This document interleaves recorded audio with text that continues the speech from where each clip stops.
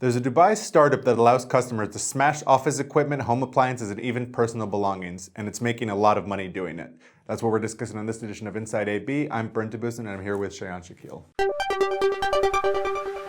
So, Shay, this startup, TheSmashRoom, I've been to it, and it's great, and it's a lot of fun. But why don't you fill us in a bit about the business? Okay, so it was started by two entrepreneurs, Hiba Balfaqih and Ibrahim Abudyak, a year ago.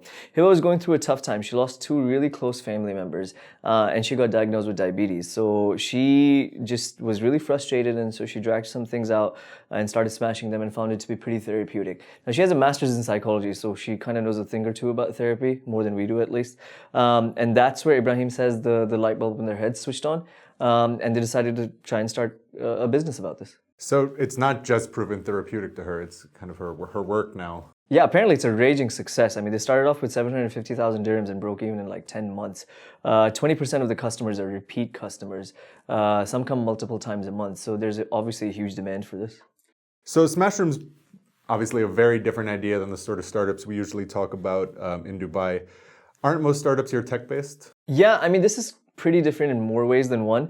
I mean, first of all, they aren't moving any goods, any services, any products, no food delivery, no Kareem Uber style Uberization of, business models. They aren't even creating any, they aren't even manufacturing anything. This is basically people destroying stuff.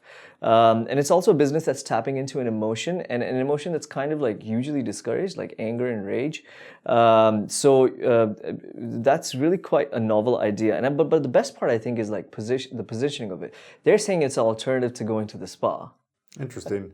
You mentioned they raised 750,000 dirhams. How'd they do that? Well, Ibrahim was pretty jovial about this. He said, obviously nobody thought this was a realistic idea. So they ended up having to reach out to friends, family, and fools, as he calls them.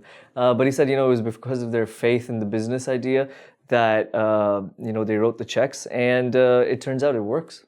So for the viewers, what sort of stuff can you destroy? And I guess what happens to it afterwards? Well, I haven't been to it yet, and you probably have, so you might be able to fill us in on what that was. Well, yeah, I mean, when I went, at least, we had a bunch of dinner plates, threw them against the wall, smashed them. They gave us a big screen TV, used the sledgehammer and a crowbar, smashed that. But they have all sorts of things. They have glasses, microwaves, all sorts of different appliances, and it's actually really fun, and I found it to be quite therapeutic as well. Well, they're saying that you can even bring your ex's personal belongings, you can bring prescription eyeglasses, you can bring, they provide you with like TVs, laptops, office equipment, printers, just like office space, and in microwaves and stuff, as you've told. What happens to the stuff afterwards, though, is that they just take it away and dispose it, they recycle it. They're apparently big believers in like e-waste and electronic waste and don't want any sort of like environmental damage to result from this. So, like you said, it's been a big success so far, and I guess we'll see in the future whether once the novelty factor wears off, it remains a success. But why do you think it's been so successful so far? I think it's slowly starting to emerge that a large majority of people in the UAE are really stressed. In fact, it was at the World Government Summit. Dr. Oz was speaking on a panel with Ariana Huffington, where he said that UAE residents actually, because of this study that his organization had conducted, they sleep up to 20 minutes less, so about 5 hours and 38 minutes. And they stay in bed, even lesser than the average in the developed world. There's even studies out, Dr. Dolly Habal from Advanced Cure Medical Center says 80% in her estimate of UAE residents are stressed.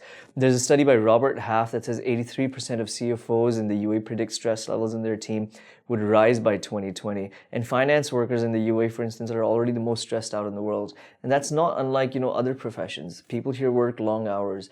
And so it seems like that's probably what they're tapping into. Interesting. Well, thank you, Shay. I really appreciate it.